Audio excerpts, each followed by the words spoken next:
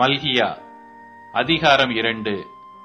இப்போதும் ஆசாரியர்களே, இந்த கட்டளை உங்களுக்குரியது. நீங்கள் கேளாமலும் என் நாமத்துக்கு மகிமையை செலுத்தும்படி இதை சிந்தியாமலும் இருந்தால், நான் உங்களுக்குள்ளே சாபத்தை அனுப்பி உங்கள் ஆசீர்வாதங்களையும் சாபமாக்குவேன்.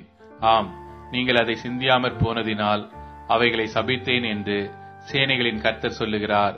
இதோ, நான் உங்களுடைய பயிரை கெடுத்து உங்கள் பண்டிகைகளின் சாணியையே உங்கள் முகங்களில் இறைப்பேன்.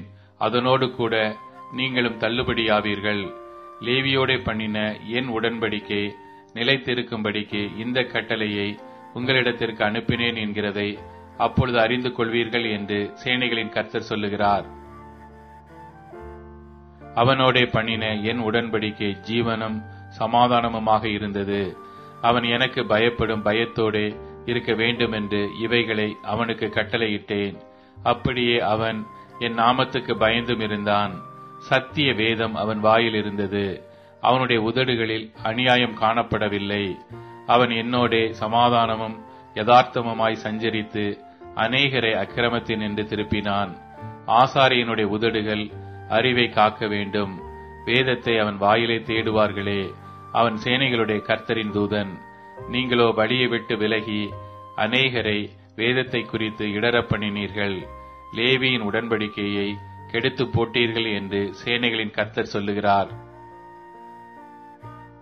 நீங்கள் என் வழிகளை கைக்கொள்ளாமல் வேதத்தை குறித்து பட்சபாதம் பண்ணினபடியினால் நானும் உங்களை எல்லா ஜனத்துக்கு முன்பாகவும் அற்பரும் நீசருமாக்கினேன். நம் எல்லாருக்கும் ஒரே பிதா இல்லையோ? ஒரே தேவன் நம்மை சிருஷ்டித்ததில்லையோ?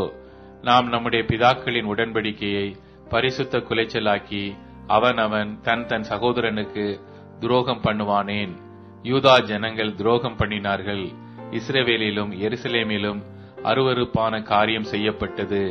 கர்த்தர் சிநேகிக்கிற பரிசுத்தத்தை யூதா ஜனங்கள் பரிசுத்த குலைச்சலாக்கி அந்நிய தேவதையின் குமாரத்திகளை விவாகம் பண்ணினார்கள்.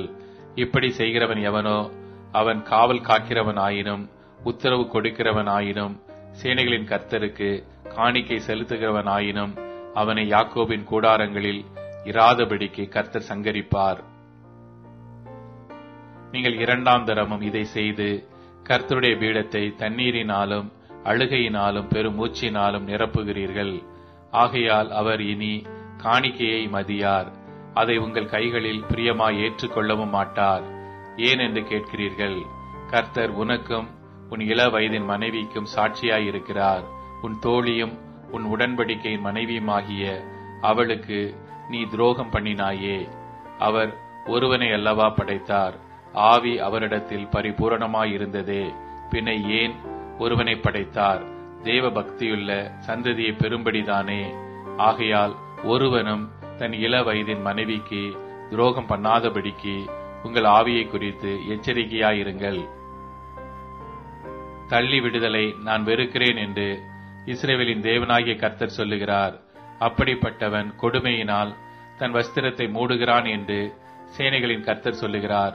ஆகையால் நீங்கள் துரோகம் பண்ணாமல் உங்கள் ஆவியை குறித்து எச்சரிக்கையாயிருங்கள். உங்கள் வார்த்தைகளினாலே கர்த்தரை வருத்தப்படுத்துகிறீர்கள்.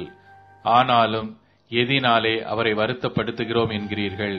பொல்லாப்பை செய்கிறவன் அவனும் கர்த்தரின் பார்வைக்கு நல்லவன் என்றும் அப்படிப்பட்டவர்கள் பேரில் அவர் பிரியமாயிருக்கிறார் என்றும் நியாயம் தீர்க்கிற தேவன் எங்கே என்றும் நீங்கள் சொல்லுகிறதினாலேயே